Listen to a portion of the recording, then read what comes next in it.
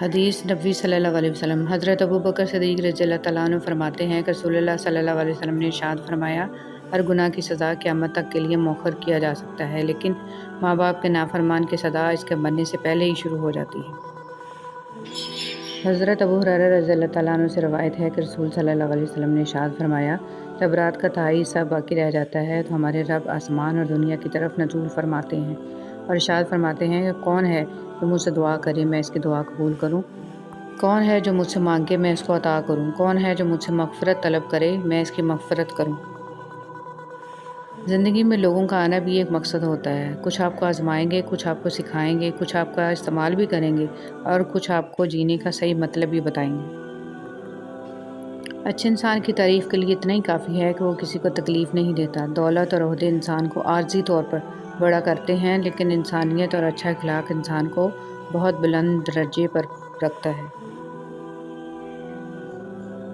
کچھ چیزیں اپنی حیا کی وجہ سے انمول ہوتی ہیں، خاص ہوتی ہیں، قیمتی ہوتی ہیں، نایاب ہوتی ہیں، جیسے جنت میں چھپی حوروں کی حیا، سیپ میں چھپے گوہر کی حیا، کوئلے کی کان میں چھپے ہیرے کی حیا، آنکھوں میں چھپے آنسو کی حیا اور پردے میں لپٹی عورت کی حیا۔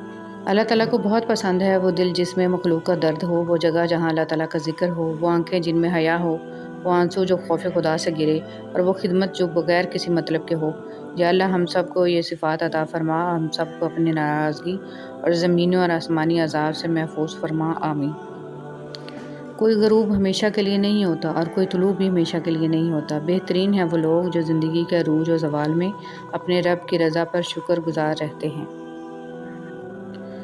وبائی امراض کیوں آتے ہیں؟ رسول صلی اللہ علیہ وسلم کے ارشاد مبارک میں ہے، جب کسی قوم میں اعلانیہ فحش ہونے لگ جائے تو ان میں طاعون اور ایسی بیماریاں پھوٹ پڑتی ہیں جو ان سے پہلے کے لوگوں میں نہ تھیں۔ شاخ پر بیٹھا پرندہ شاخ کی کمزوری سے نہیں ڈرتا کیونکہ اسے اپنے پروں پر اعتماد ہوتا ہے۔ اگر زندگی میں سکون چاہتے ہو تو کبھی کسی سے توقع مت رکھو کیونکہ توقع کا پیالہ ہمیشہ ٹھوکروں کی زد میں رہتا ہے۔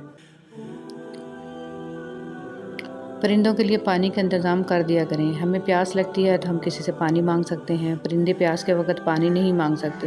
شدید گرمی میں پرندوں کے لیے سائے میں پانی کا انتظام کریں، ہمیں اس کا اجر ضرور ملے گا۔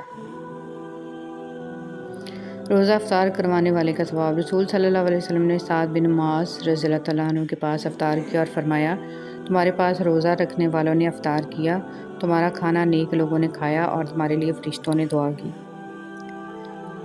اللہ جب کسی کو اپنی طرف لانا چاہتا ہے تو اسے کسی کے ہاتھوں ضرور توڑتا ہے تاکہ اسے احساس ہو جائے کہ اللہ کی محبت کے علاوہ سب محبتیں فنا ہیں۔